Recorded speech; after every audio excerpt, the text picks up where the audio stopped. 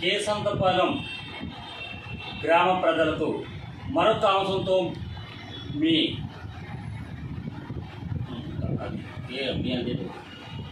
శ్రేయోభిలాషి విషయం ఏమిటంటే హిందూ వారసత్వ చట్టం 1956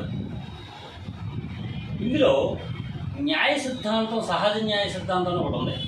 దాన్ని ఎస్జిట్ అంటారు.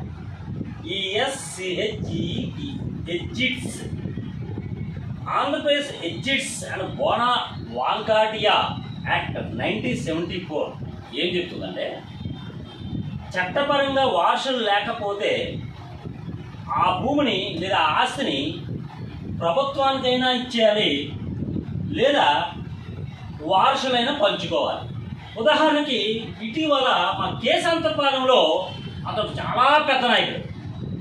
అతను ఎలాంటి పెద్ద నాయకుడు అంటే 2 వర్గాల్ని ఒక్క నిమిషంలో కొల్లగొట్టగలిగే అతి పెద్ద నాయకుడు. ఇద్దరిని కూడా మానసిక వేదన పూర్తి చేసేటువంటి అంత పెద్ద మనిషి. అలాంటి పెద్ద మనిషి కంచె చేతి వేస్తే మరి ప్రజల బాధలు ఎవరు చెప్పుకోవాలి?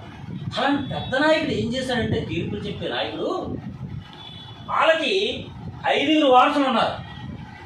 ఈ 5 వారసుల్లోనూ సుమారుగా 25 ఎకరాలు భూమి ఉంది. అందులో ఒక్కొక్క వారసులు పంచుకుంటే 5 25 ఎకరాలు టోటల్. అందులో పాపం ముందుగానే ఒక వారసుడు లేడు, మరణం చెందాడు. వాళ్ళకి వారసులు లేరు. ఆ వారసులు లేకపోతే 5 ఎకరాలు ఇటీవల కాలంలో ఇంకొక వారసులు కూడా చనిపోయారు. ఆ వారసుల యొక్క 5 ఎకరాలు, ఈ 10 ఎకరాలు ఎవరు ఉన్న ముగ్గురు కూడా 3.5 ఎకరాలు పంచుకోవాలి. కానీ ఈ ఆస్తిని ఆ పెద్ద మనిషి, ఎంత పెద్ద మనిషి అంటే డబ్బు హోదా ఉండడం కాదు, పెద్ద మనిషి అంటే 10 మందికి ఉపయోగపడాలన్నటువంటి తాపత్రయం ఉంది కదా, అతన్ని పెద్ద మనిషి అనాలి. కానీ ఆ పెద్ద మనిషి ఏం చేశాడంటే ఈ వారసులకు సమానంగా పంచకుండా ఈ ఆస్తిని ఫోర్జరీతోనో లేకపోతే వీలునామని వాళ్ళ ప్రలోభ పెట్టి లేదా పవర్ ఆఫ్ పటాన్ని ఛేదించుకున్నాడు. అది ఈ రీసర్వేలో అతని పేరు మీద కనపడుతున్నట్టు ఉన్నాయి. మీకే కేసంతపాలెంలో ఉన్నటువంటి 3 వారసులు ఉన్నారు కదా, మీకే నేను చెప్పేది.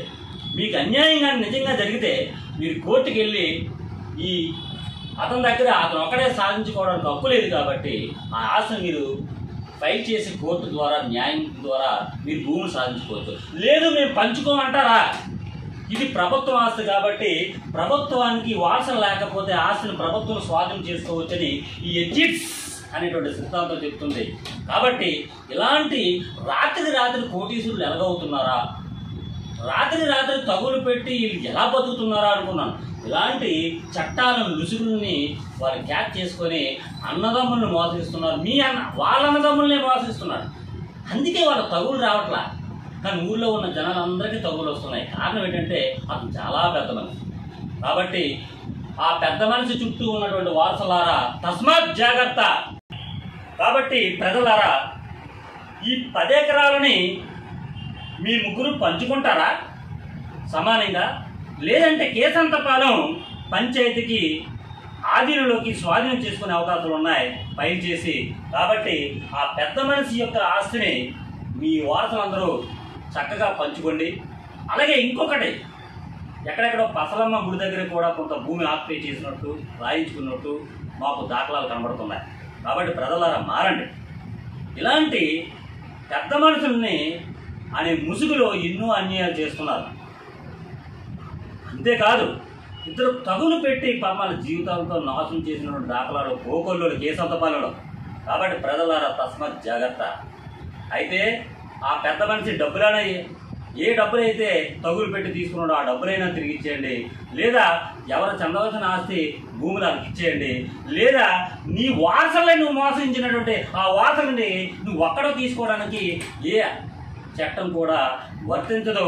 నువ్వు చేసుకున్న పాస్బుక్లు కూడా వర్తించవు. కాబట్టి మీ వారసులకి సమానంగా పంచి ఈ మా పంచాయతీ పెద్ద మనిషిగా చలామణి కావడానికి అందరూ బాగుండాలని ఈ ఒక్క కోరిక మీ వారసులకు న్యాయం చేయి. ఆ తర్వాత ప్రజలు చేద్దు కానీ.